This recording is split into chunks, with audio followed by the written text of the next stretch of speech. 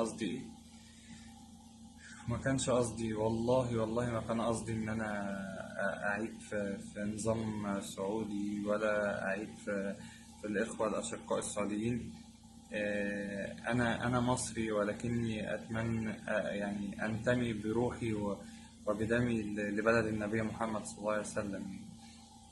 وجيتها 3 مرات، يعني بلد فيها اعظم شعائر الاسلام يعني، والركن الخامس من اركان الاسلام يعني.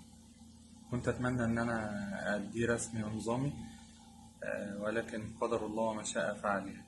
فأي حد يشوف الفيديو ده يشيره، أي مسؤول هنا في السفارة المصرية، أي مسؤول في المملكة العربية السعودية، أي جهة أمن.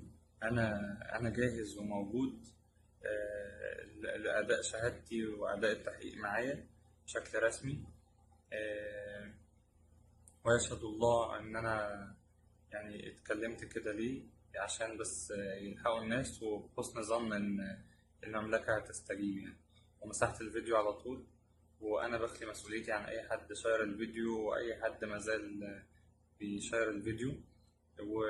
وربنا يسامح أي حد دخل شتم. أنا جالي شتام كتير جدا جدا جدا، واتكلموا في عرضي واتكلموا في حاجات كتير، ومسكوا الفيديو اللي أنا كنت برقص فيه. أنا كنت في الساحل، أنا شاب مصري، وكنت طالع مصيف ترفيه، كنت في الساحل، فيوم فن يعني.